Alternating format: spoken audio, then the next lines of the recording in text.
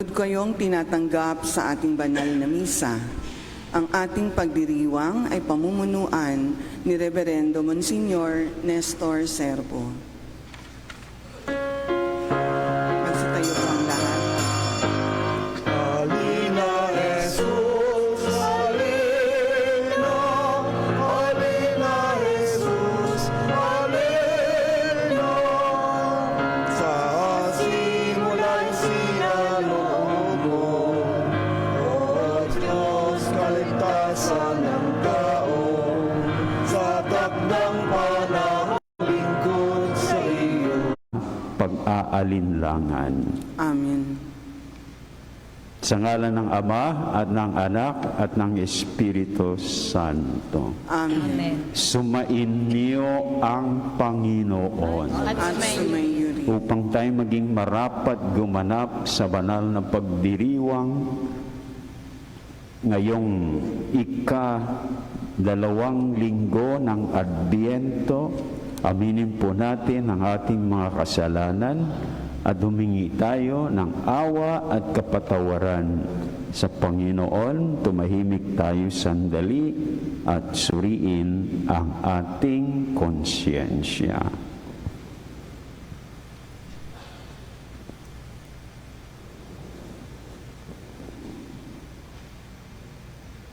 Panginoon, kaawaan mo kami. Panginoon, kaawaan mo kami. Kristo, kaawaan mo kami. Kristo, kaawaan mo. Panginoon, kaawaan mo kami. Panginoon, kaawaan mo kami. Kaawaan tayo na makapangyarihang Diyos, patawarin tayo sa ating mga kasalanan at patnubayan tayo sa buhay na walang hanggan. Amen. Manalangin tayo. Ama naming makapangyarihan at maawain, sa aming pagsalubong sa iyong anak, huwag mong ipahintulot na maging hadlang ang aming mga pinagkakaabalahan. Turuan nawa kami ng kanyang karunungan upang kami ay kanyang makapiling ng kadakilaan ng Diyos na walang hanggan. Itatanyag ka niya sa lahat ng dako.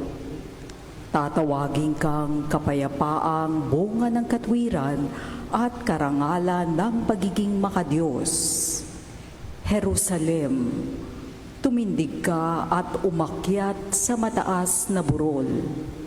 Tingnan mo ang iyong mga anak na sa isang tawag lamang ng Diyos na banal ay natitipon mula sa silangan hanggang sa kanluran.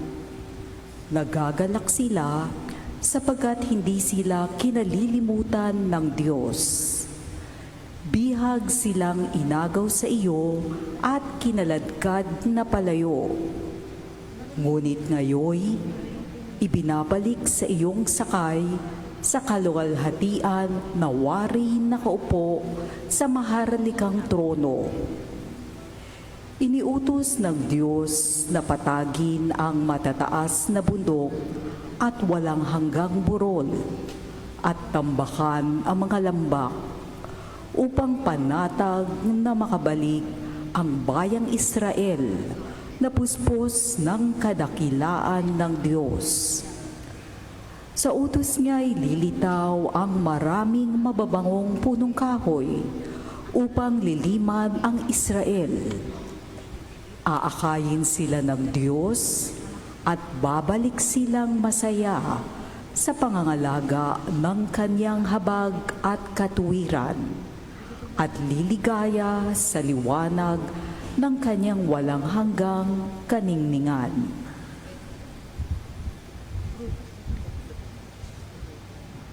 Ang salita ng Diyos. Salamat sa Diyos.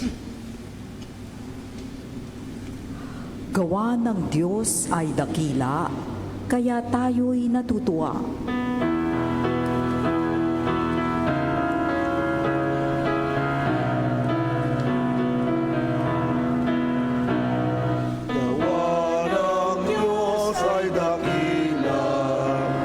Kaya tayo'y natutuwa. tayo. Gawa ng Diyos ay dakila, kaya tayo'y natutuwa. Nang lingapin tayo ng Diyos at sa Siyon ay ibalik, ang nangyaring kasaysayan parang isang panaginip. Lahat tayo ay natuwa, masasayang nagsiawit. Gawa ng Diyos ay dakila. Kung paanong inuulan yaong mga tuyong batis, sa sariling bayan namin kami poon ay ibalik. Silang mga nagbubukid na nagtanim na may luha. Bayaan mo na mag-aning masasaya at natutuwa. Gawa ng Diyos ay dakila, kaya tayo'y natutuwa. Yaong mga nagsihayong dalay binhit na nanangis, ay aawit na may galak, dalay ani pagbalik. Gawa ng Diyos ay dakila, kaya tayo'y natutuwa. Gawa ng Diyos ay dakila, kaya tayo'y natutuwa.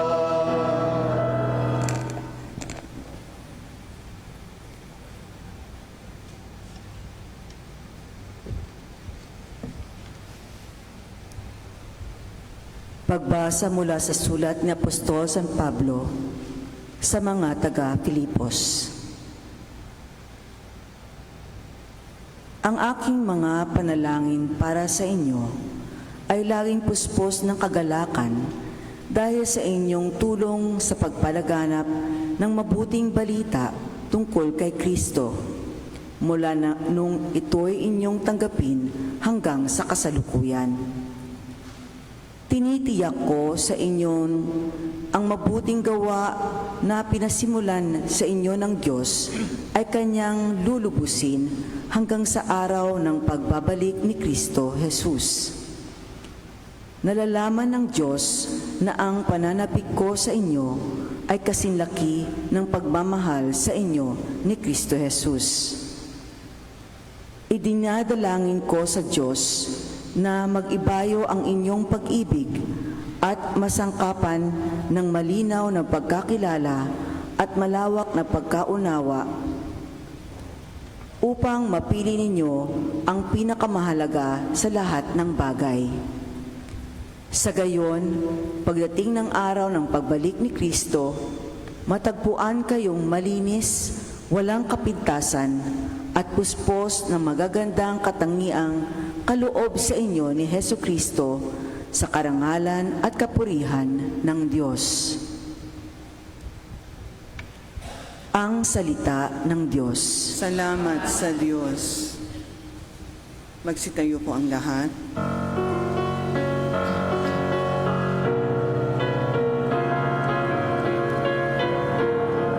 Hallelujah, hallelujah, hallelujah.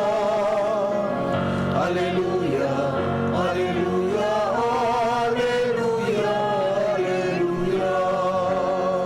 Sabay-sabay po tayo. Daan ng poong nariyan na, tuwirit ihanda sa Kanya, pagtubos niya'y makikita. Hallelujah, hallelujah, hallelujah. Hallelujah, hallelujah, hallelujah, hallelujah. Mga kapatid, sumain niyo ang Panginoon. At sumainyo rin. Ang mabuting balita ng Panginoon ayon kay San Lucas. Papuri sa iyo, Panginoon.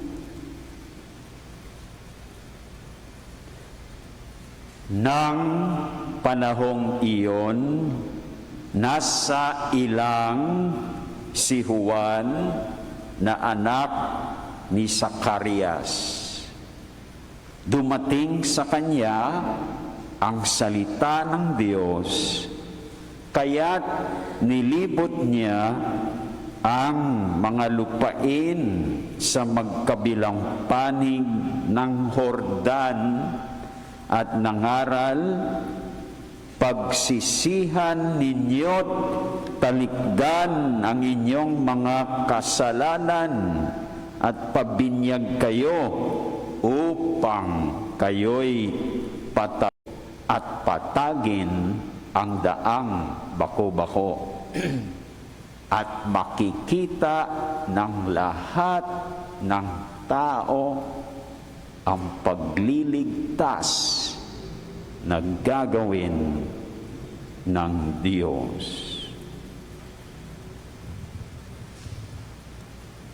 Mga kapatid, ang mabuting balita ng ating kaligtasan. Pinupuri ka namin, Panginoon. Pagdating ng Panginoon, kundi pati na rin sa ikalawang pagdating ng Panginoon. At sa mga pagdating na ito ng Panginoon, ano bang nais niya? Ang ating kaligtasan, ang nais ng Panginoon, lalong-lalo na sa kanyang unang pagdating at ikalawang pagdating. So, yung unang pagdating, siya ay dumating bilang Mesiyas o tagapagligtas. So, sa unang pagdating ng Panginoon, ginawa niya ang ating kaligtasan. Pero inaasahan ng Panginoon na tayo rin ay gumawa para sa ating kaligtasan. Di ba nasa Diyos ang awa, nasa tao ang gawa.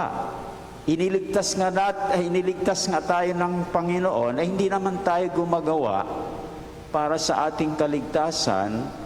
Maliligtas ba tayo? Hindi. Dapat gawin natin ang ating bahagi sa ating kaligtasan. At ang ikalawa niyang pagdating ay ang kanyang pagdating bilang hukom. Nahuhusgahan niya tayo kung tayo ay gumawa para sa ating kaligtasan. So tingnan ninyo, kaligtasan pa rin sa ikalawang pagdating. So, yan ang isa sa mga nais ipaalaala sa atin ng mga pagbasa ngayon, na ang ating kaligtasan ang nais ng Panginoon, lalong-lalo na sa kanyang unang pagdating at ikalawang pagdating. So, tatlong bagay dyan. Una, nais ng Panginoon ang ating kaligtasan. Saan natin makikita ito? Sa mga pagbasa na nais ng Panginoon ang ating kaligtasan sa unang pagbasa mula sa aklat ni Propeta Baruk. Ano bang sitwasyon dito?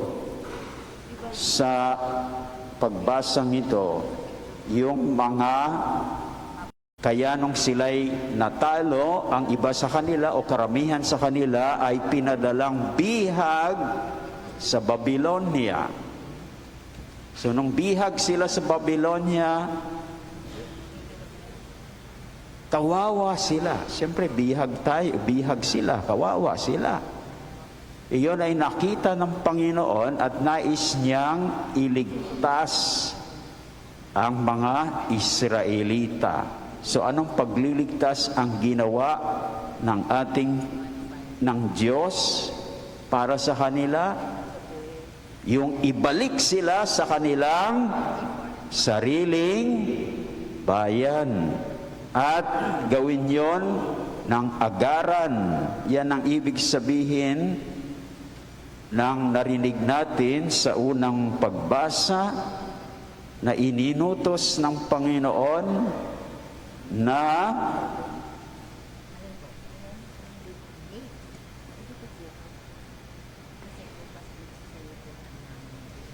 patagin, inutos ng Diyos na patagin ang matataas na bundok at walang hanggang burol, tambakan ang mga lambak upang panatag na makabalik ang bayang Israel. Ibig sabihin yan, gusto ng Panginoon na walang hadlang sa kanilang pagbalik.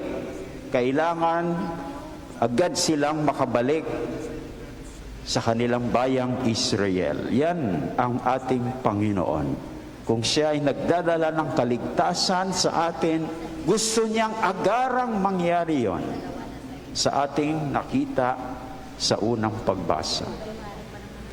Ikalawa, nais ang ating kaligtasan, ang nais ng ating Panginoon sa kanyang unang pagdating. Maliwanag na maliwanag yan dahil sa kanyang unang pagdating, siya ay dumating bilang Mesiyas. Ano bang ibig sabihin ng Mesiyas? Tagapagligtas. Kung siya'y dumating sa kanyang unang pagdating, yan ay dahil gusto niya tayong maligtas sa ating mga kasalanan. At saan naman sinasabi ito? Anong pagbasa? Ito'y sinasabi sa Ebanghelyo ayon kay San Lucas. At kanino niya nais dalhin ang kaligtasang ito? Sa lahat ng tao. At yan din ay narinig natin sa Ebanghelyo. Nasasabi doon sa Ebanghelyo, makikita ng lahat ng tao ang pagliligtas na gagawin ng Diyos.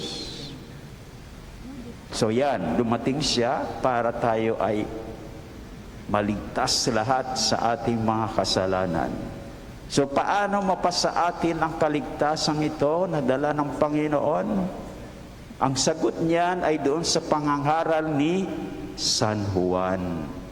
Anong sabi ni San Juan sa kanyang pangangaral?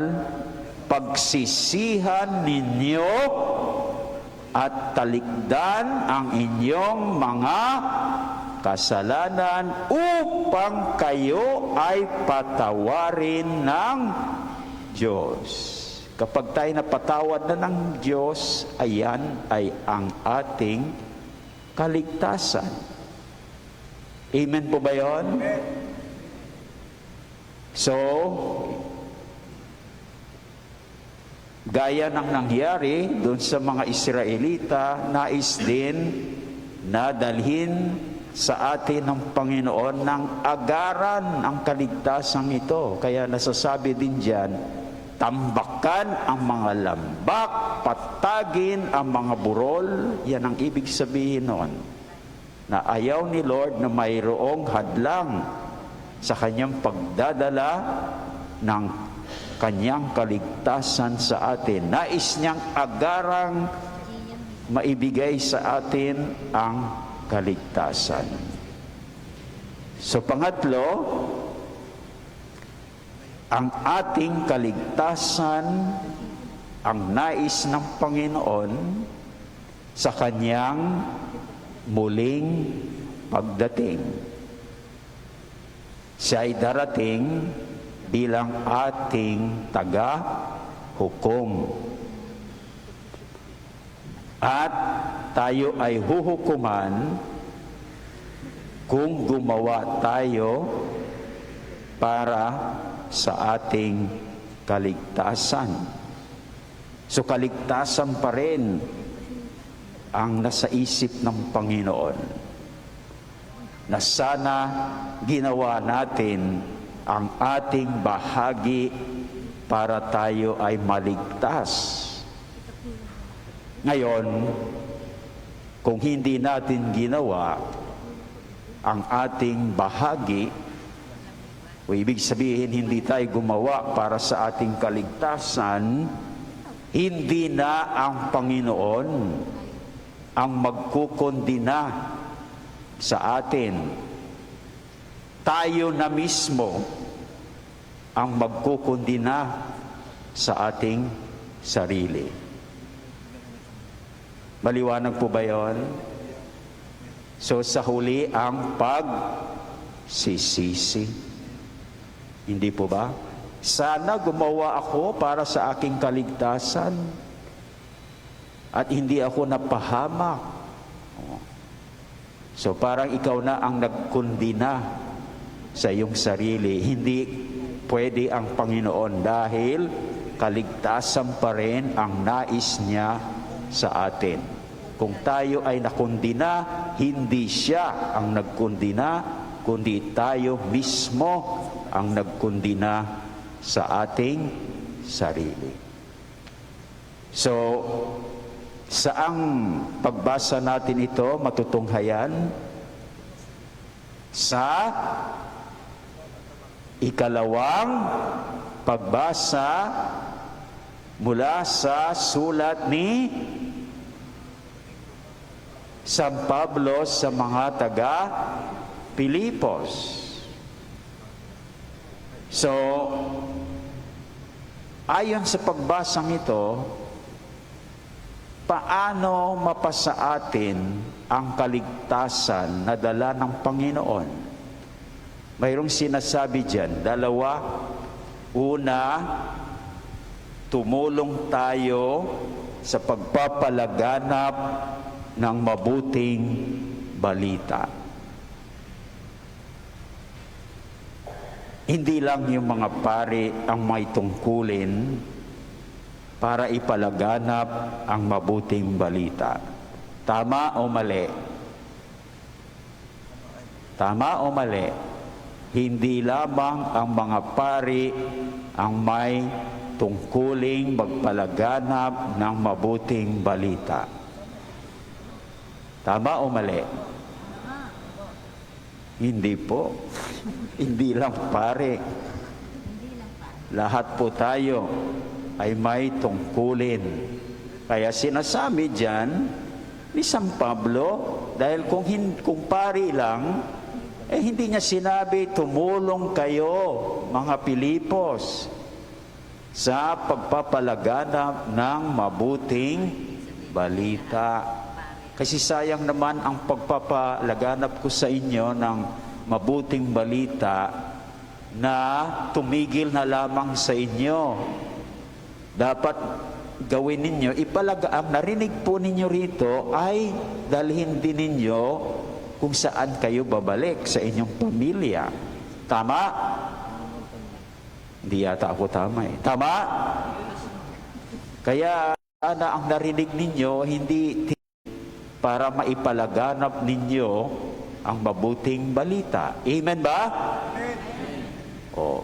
So gamitin hindi lamang yung mga pagbasa ngayon, hindi lamang sa unang pagdating ng Panginoon, kundi pati na rin sa ikalawang pagdating ng Panginoon. At sa mga pagdating na ito ng Panginoon, ano bang nais niya? Ang ating kaligtasan, ang nais ng Panginoon, lalong-lalo na sa kanyang unang pagdating at ikalawang pagdating. So, yung unang pagdating, siya ay dumating bilang Mesiyas o tagapagligtas. So sa unang pagdating ng Panginoon, ginawa niya ang ating kaligtasan. Pero inaasahan ng Panginoon na tayo rin ay gumawa para sa ating kaligtasan. Di ba nasa Diyos ang awa, nasa tao ang gawa. Iniligtas nga tayo ng Panginoon ay hindi naman tayo gumagawa para sa ating kaligtasan. Maliligtas ba tayo? Hindi. Dapat gawin natin ang ating bahagi sa ating kaligtasan. At ang ikalawa niyang pagdating ay ang kanyang pagdating bilang hukom. Nahuhusgahan niya tayo kung tayo ay gumawa para sa ating kaligtasan. So tingnan ninyo, kaligtasan pa rin sa ikalawang pagdating. So, yan ang isa sa mga nais ipaalaala sa atin ng mga pagbasa ngayon, na ang ating kaligtasan ang nais ng Panginoon, lalong-lalo na sa kanyang unang pagdating at ikalawang pagdating. So tatlong bagay dyan. Una, nais ng Panginoon ang ating kaligtasan. Saan natin makikita ito? Sa mga pagbasa na nais ng Panginoon ang ating kaligtasan sa unang pagbasa mula sa aklat ni Propeta Baruk. Ano bang sitwasyon dito?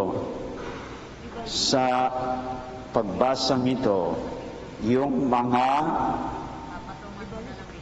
taga-Israel o yung mga Israelita ay natalo sa kanilang digmaan laban sa Babylonia. Kaya nung sila'y natalo, ang iba sa kanila o karamihan sa kanila ay pinadalang bihag sa Babylonia. So nung bihag sila sa Babylonia, kawawa sila. Siyempre bihag sila, kawawa sila. Iyon ay nakita ng Panginoon at nais niyang iligtas ang mga Israelita. So anong pagliligtas ang ginawa ng Diyos para sa kanila?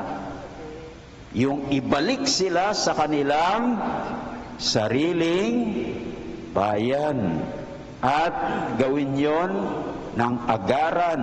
Yan ang ibig sabihin ng narinig natin sa unang pagbasa na ininutos ng Panginoon na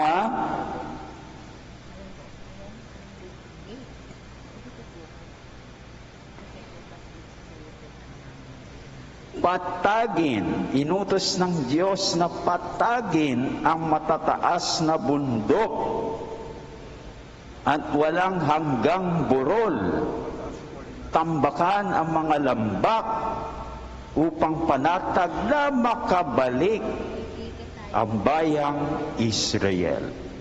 Ibig sabihin yan, gusto ng Panginoon na walang hadlang sa kanilang pagbalik. Kailangan agad silang makabalik sa kanilang bayang Israel. Yan ang ating Panginoon. Kung siya ay nagdadala ng kaligtasan sa atin, gusto niyang agarang mangyari yon sa ating nakita sa unang pagbasa. Ikalawa, nais ang ating kaligtasan, ang nais ng ating Panginoon sa kanyang unang pagdating. Maliwanag na maliwanag yan dahil sa kanyang unang pagdating, siya ay dumating bilang Mesiyas. Ano bang ibig sabihin ng Mesiyas? Tagapagligtas. Kung siya'y dumating sa kanyang unang pagdating, yan ay dahil gusto niya tayong maligtas sa ating mga kasalanan. At saan naman sinasabi ito? Anong pagbasa? Ito'y sinasabi sa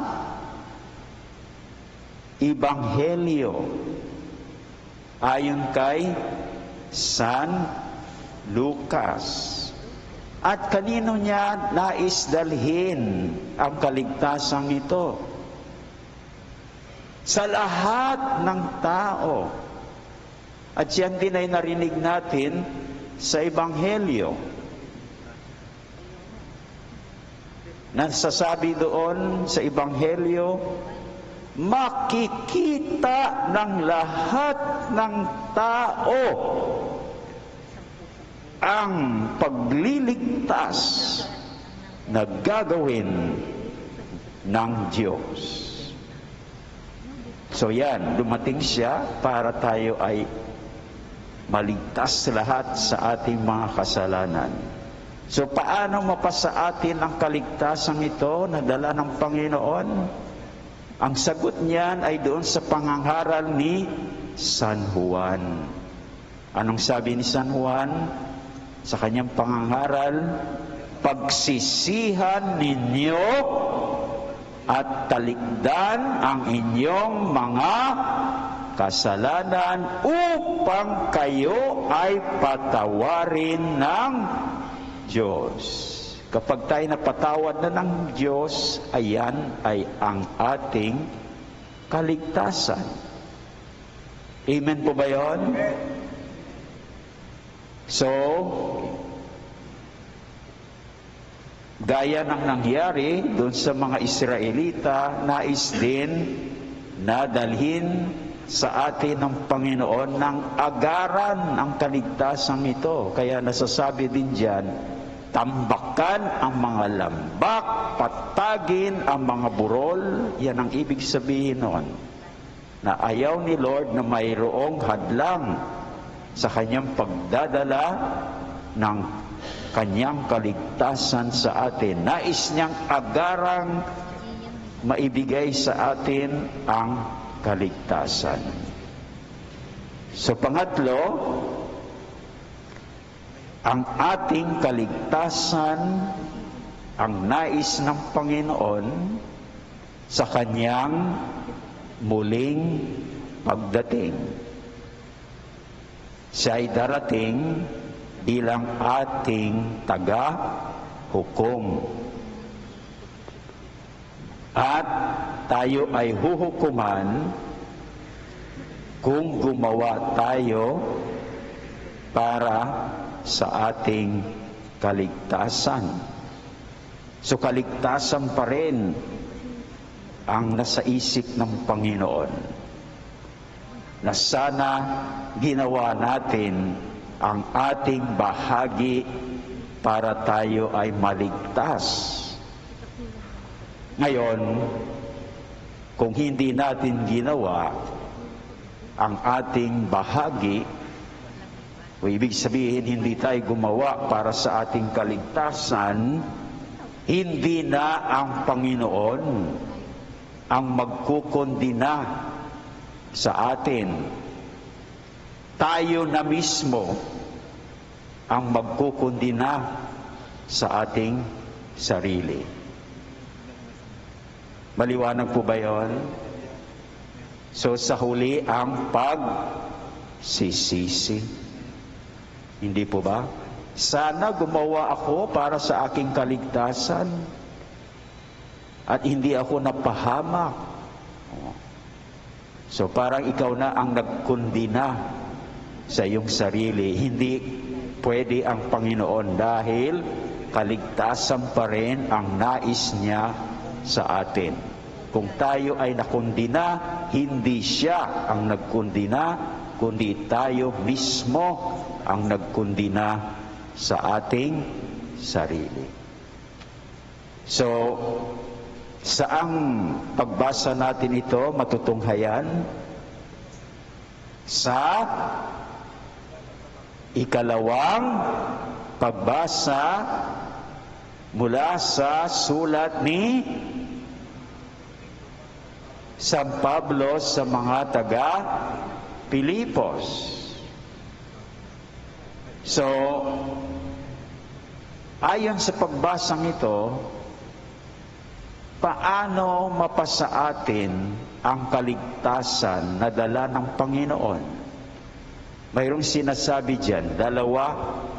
Una, tumulong tayo sa pagpapalaganap ng mabuting balita.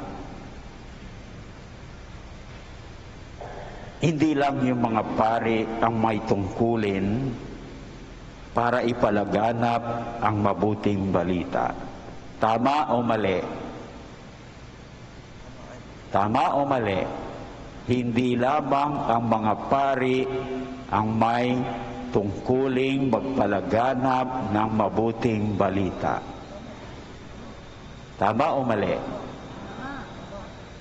Hindi po. Hindi lang pare. Lahat po tayo ay may tungkulin. Kaya sinasabi diyan ni San Pablo, dahil kung pari lang, hindi niya sinabi, tumulong kayo, mga Pilipos, sa pagpapalaganap ng mabuting balita. Kasi sayang naman ang pagpapalaganap ko sa inyo ng mabuting balita na tumigil na lamang sa inyo. Dapat gawin ninyo, ang narinig po ninyo rito ay dalhin din ninyo kung saan kayo babalik sa inyong pamilya. Tama? Hindi yata ako tama eh. Tama? Kaya tumutulong na nga ako sa inyo eh, di ba? Mayroon tayong pakisagot. Na-access ba ninyo yon? Na yun ay pwede nyong gamitin para ipalaganap ang mabuting balita. Dahil nandoon ang mga pagbasa tuwing linggo. So sana ang narinig ninyo, hindi titigil dito sa tenga nyo. Dapat lalabas sa inyong mga bibig para maipalaganap ninyo ang mabuting balita. Amen ba? Oh. So gamitin nyo yung tinutulungan ko na po kayo.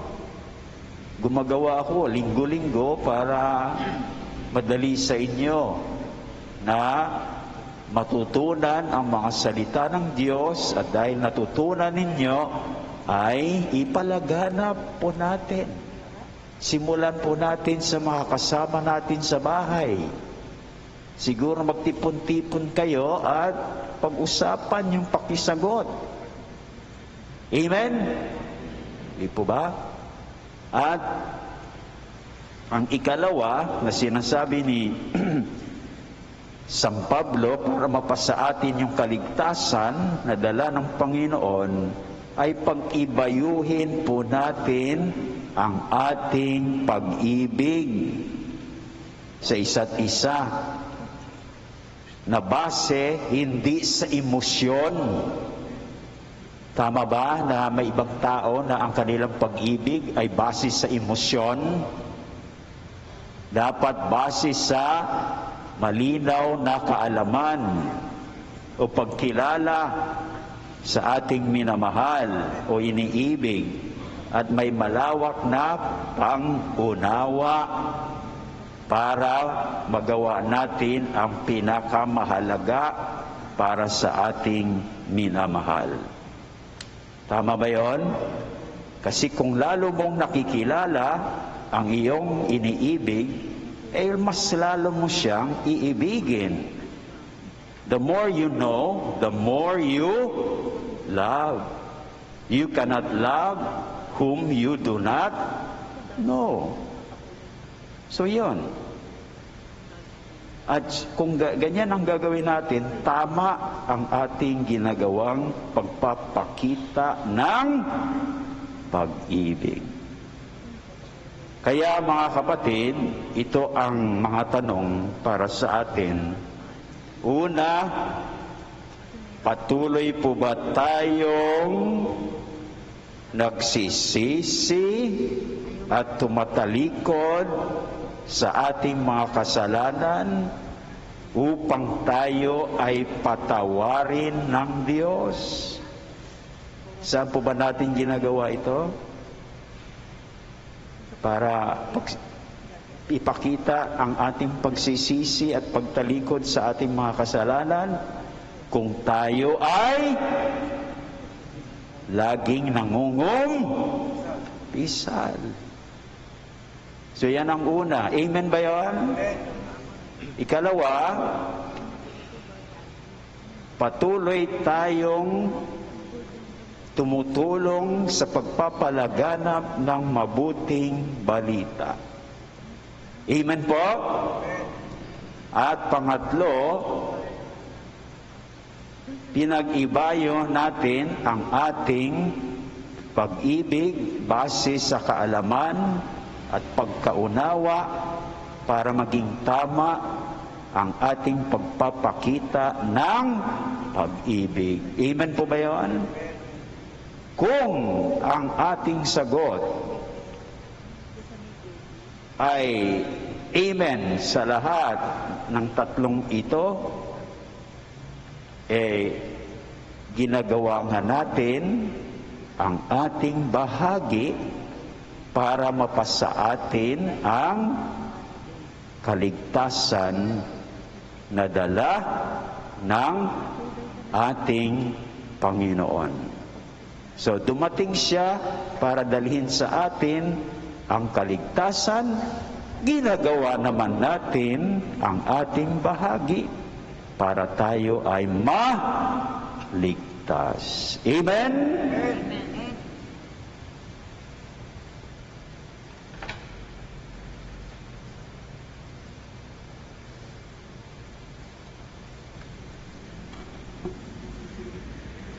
Magsitayo po ang lahat. Ipahayag po natin ating pananampalataya. Sumasampalataya ako sa Diyos amang makapangyarihan sa lahat, na may gawa ng langit at lupa. Sumasampalataya ako kay Heso Kristo, iisang anak ng Diyos, Panginoon nating lahat. Nagkatawang tao siya, lalang ng Espiritu Santo. Ipinanganak ni Santa Mariang Birhen. Pinagpakasakit ni Poncio Pilato. Ipinako sa krus na matay, inilibing. Nanaog sa kinaroroonan ng mga yumao. Nung araw na buhay na maguli, umakyat sa langit, naluluklok sa kanan ng Diyos, amang makapangyarihan sa lahat. Doon magmumula ang paririto at huhukom sa nangabubuhay at nangamatay na tao. Sumasampalataya naman ako sa Diyos Espiritu Santo, sa banal na simbahang Katolika, sa kasamahan ng mga banal, sa kapatawaran ng mga kasalanan, sa pagkabuhay na muli ng nangamatay na tao, at sa buhay na walang hanggan. Amen. Amen. Sa ating pang-adbyentong paglalakbay, lalo nating nauunawa ang kailangan ang paghahanda ng daan para sa Panginoon sa pamamagitan ng puspusang pansariling pagpapakabuti. Hingin natin ang kanyang tulong at manalangin. Panginoon, akayin mo kami sa landas ng kabanalan. Panginoon, akayin mo kami sa landas ng kabanalan. Ihanda ninyo ang daraanan ng Panginoon. Para sa simbahan at mga namumuno nito, Sa tulong ni Juan Bautista, matagumpay nawa nilang maihanda ang mga puso ng mga tao sa pagsalubong sa Panginoon sa pamamagitan ng kanilang turo at mabuting halimbawa. Manalangin tayo. Panginoon, akayin mo kami sa landas ng kabanalan. Pagsisihan ninyo, talikdan ang inyong mga kasalanan. Para sa lahat ng napariwara ang buhay at naligaw ang landas, naway dinggin nila ang panawagan ni Juan na sila ay magsisi sa adbyentong ito at tumahak sa landas ng pagbabalik loob. Manalangin tayo. Panginoon, akayin mo kami sa landas ng kabanalan. Tutuwirin ang daang liku-liko. Para sa nag-aakalang sila ay higit sa iba, naway magamit nila ang kanilang talino sa pagtulong sa mahihina, alang-alang sa diwa ng paglilingkod at pakikipag-isa sa kapwa. Manalangin tayo. Panginoon, akayin mo kami sa landas ng kabanalan. Matagpuan kayong malinis, walang kapintasan. Para sa mga taong natatangay ng pagkamuhi, kapusukan at kasakiman, naway alang-alang sa diwa ng Adbyento ay mapanuto sila sa landas ng katarungan at kapayapaan. Manalangin tayo. Panginoon, akayin mo kami sa landas ng kabanalan. Tuwirin ang daang liku-liko. Para sa ating pagsalubong sa taong Hubileo, palakasin nawa nito ang ating pananampalataya at matulungan tayong makilala ang Panginoong muling nabubuhay sa ating pang-araw-araw na buhay. Manalangin tayo. Panginoon, akayin mo kami sa landas ng kabanalan. Para sa ating mga personal na panalangin at mga intensyon.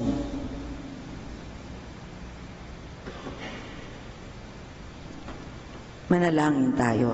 Panginoon, akayin mo kami sa landas ng kabanalan. Panginoong Diyos, tibayan mo ang aming kalooban sa hahawan ng matuwid na daan para sa iyong anak na si Jesus. Punuin mo ang mga lambak ng aming mga kabiguan, patagin ang mga bundok ng aming pagmamataas, at iayos ang aming bako-bakong daan ng masamang pag-uugali. Isinasamo namin ito sa ngalan ni Jesus na aming Panginoon magpasawalang hanggan. Amen.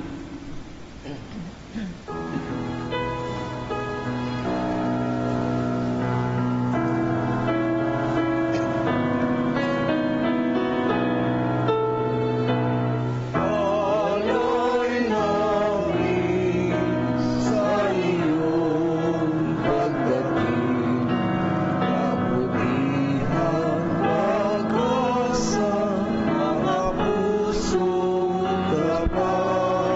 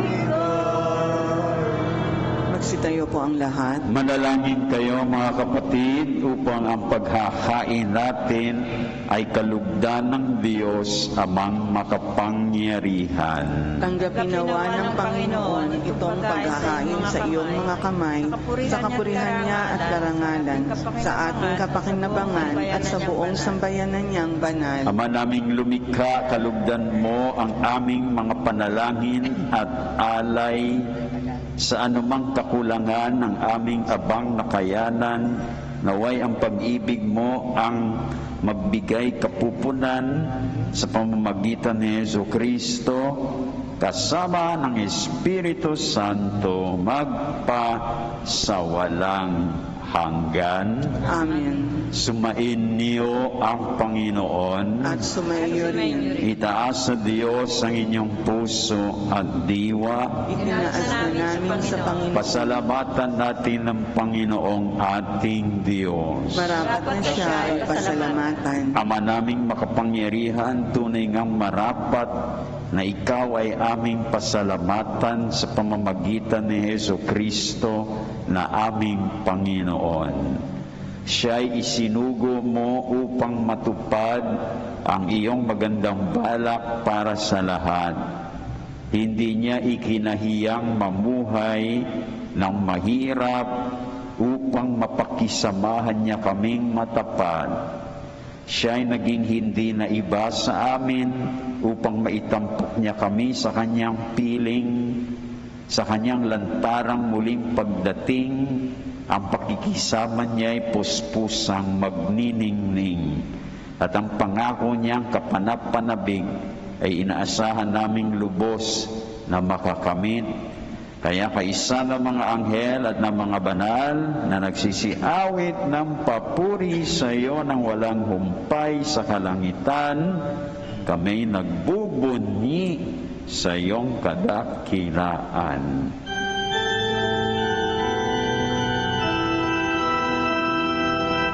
Santo, Santo, Santo, Panginoon Diyos, napupuno ang langit at lupa ng kabigyan.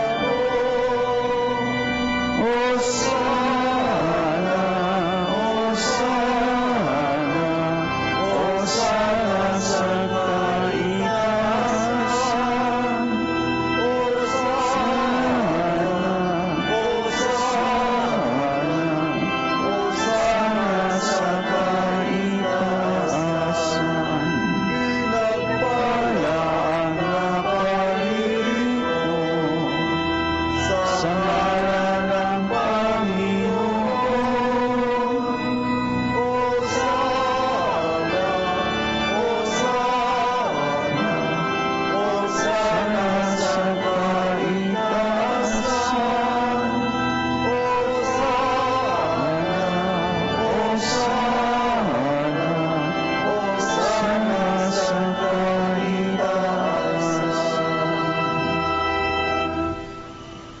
Ama naming banal, ikaw ang bukal ng tanang kabanalan, kaya't sa pamamagitan ng iyong Espiritu, gawin mong banal ang mga kaloob na ito, pang para sa amin maging katawan at dugo ng aming Panginoong Jesucristo. Bago niya pinagtiis ang kusang loob na maging handog, hinawakan niya ang tinapay, pinasalamatan kanya, pinaghati-hati niya iyon, iniabot sa kanyang mga alagad at sinabi, tanggapin ninyong lahat ito at kanin, ito ang aking katawan na ihahandog para sa inyo.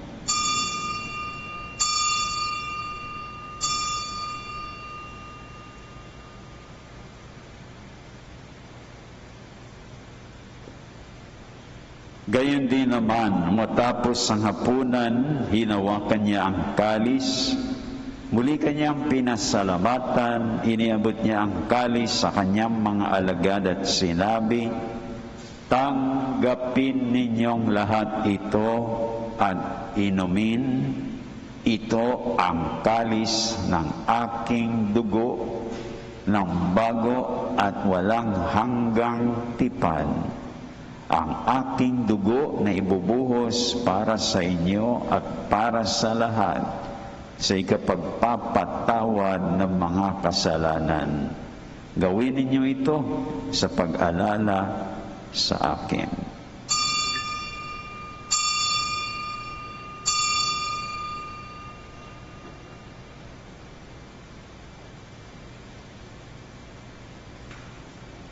Ang misteryo ng pananampalataya.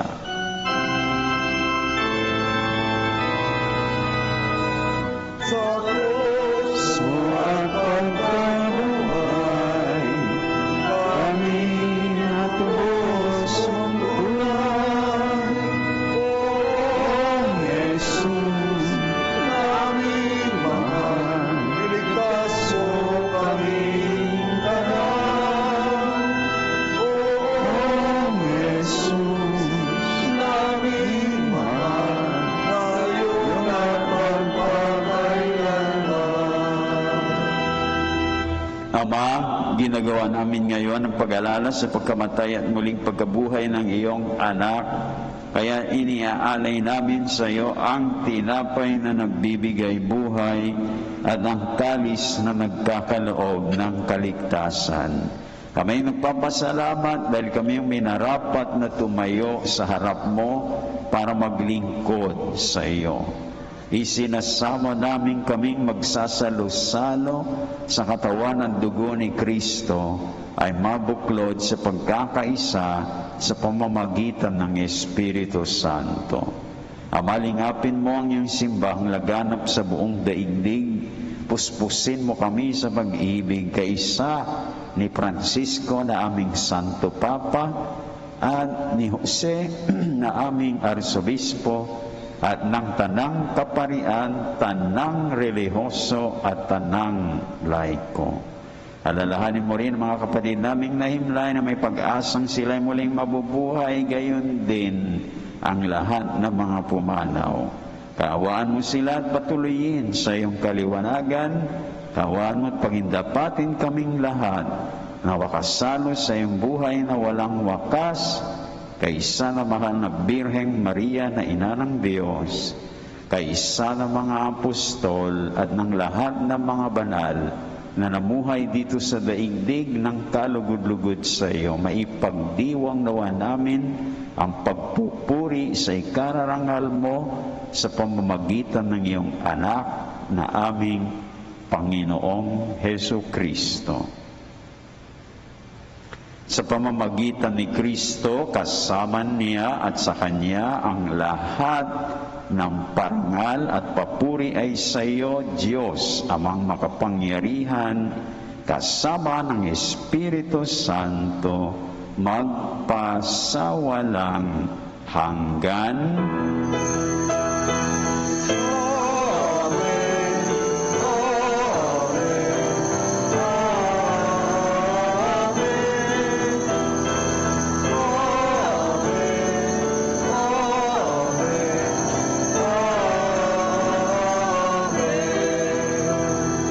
At ngayon, manalangin tayo sa ating Amang nasa langit, alinsunod sa itinuro ng ating Panginoong Hesus.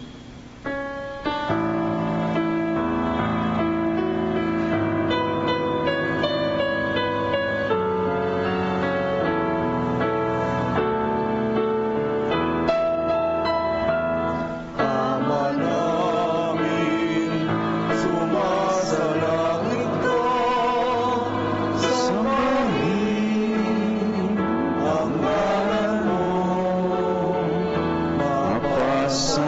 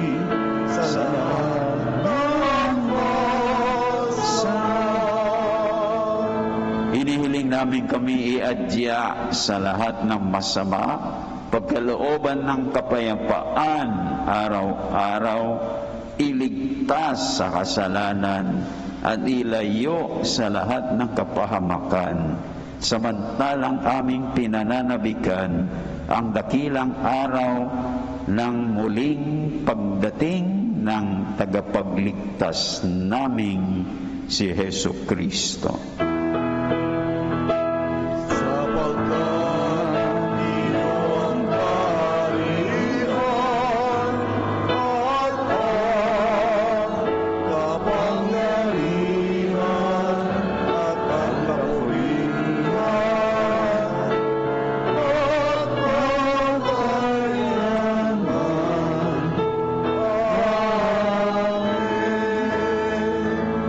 Panginoong Hesu Kristo, sinabi mo sa iyong mga apostol, kapayapaan ang iniiwan ko sa inyo, ang aking kapayapaan ang ibinibigay ko sa inyo. Tunghayan mo ang aming pananampalataya at huwag ang aming pagkakasala.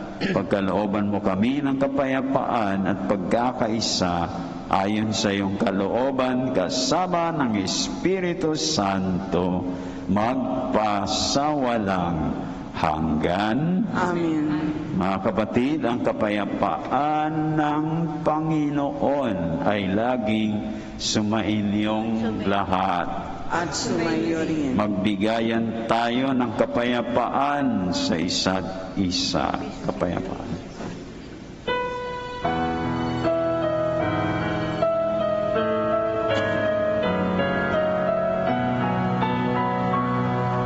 Kordero ng Diyos na nag-aalis ng mga kasalanan ng mundo, maawa ka sa amin. Kordero ng Diyos, maawa ka. Kordero ng Diyos na nag-aalis ng mga kasalanan ng mundo, maawa ka sa amin. Kordero ng Diyos, maawa ka. Kordero ng Diyos na nag-aalis ng mga kasalanan ng mundo, ipagkaloob mo sa amin ang kapayapaan.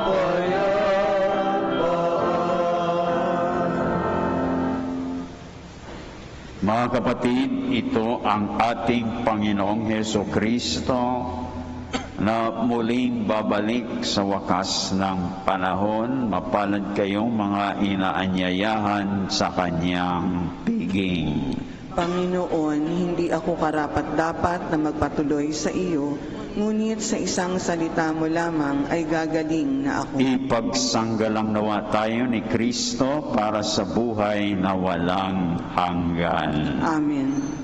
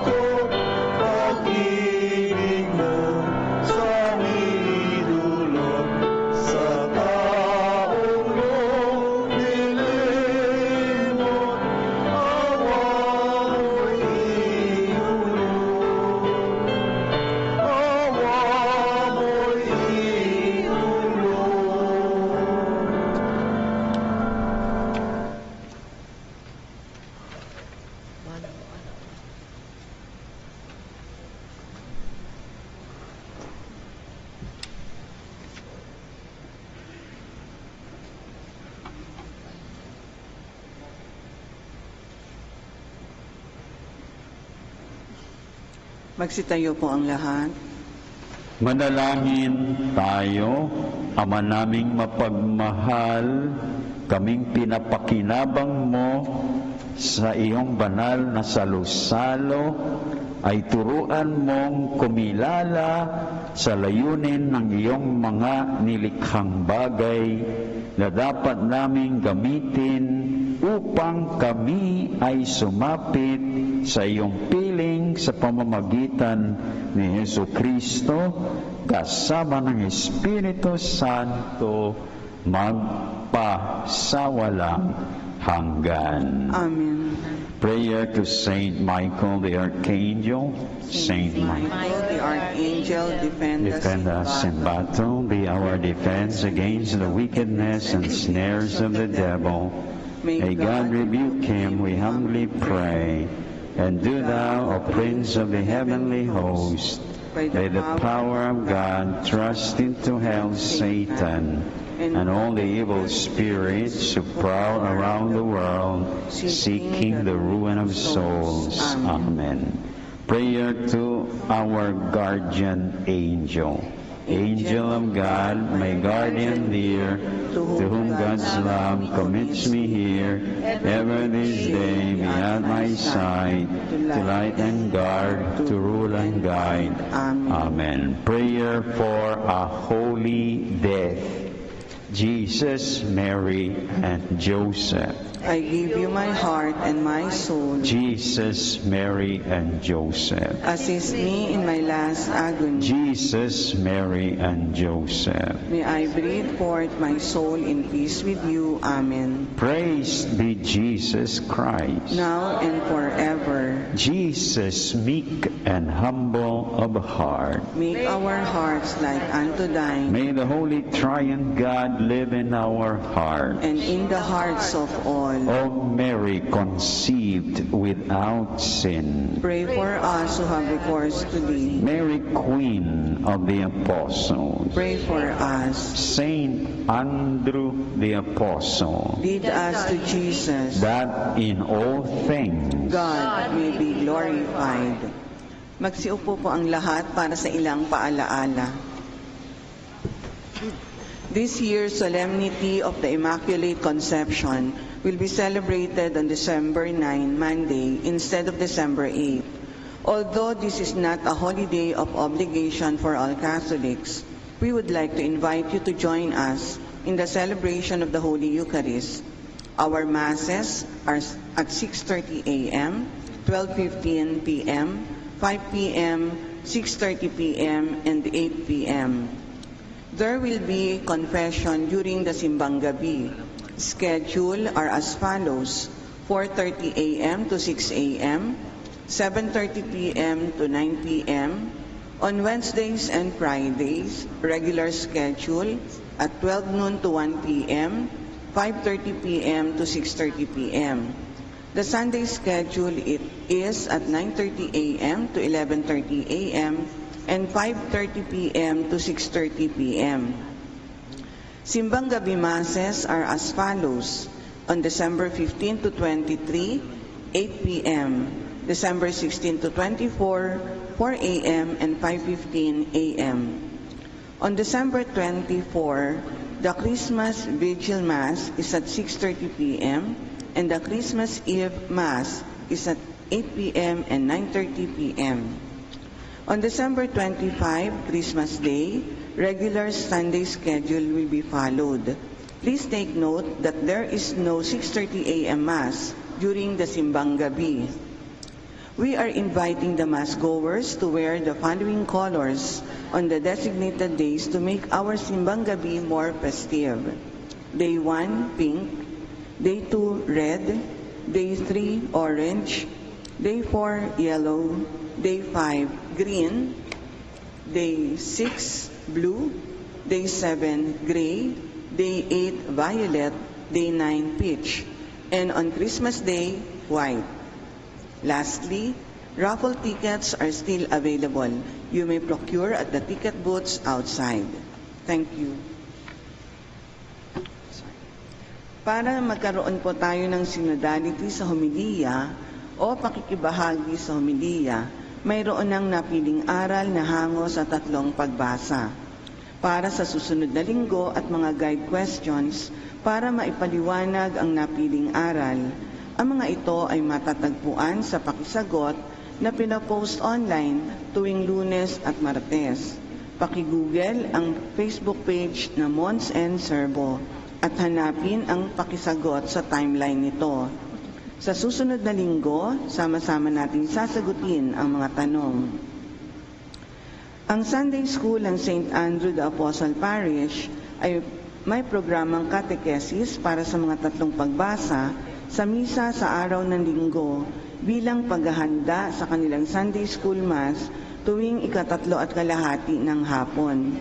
Ang Saab Sunday School ay binubuo ng 4 na grupo: toddlers, children, youth, and parents. Sa mga interesadong sumali sa Saab Sunday School, maaaring magpalista sa ating parish office. Maraming salamat po. Magsitayo na po ang lahat.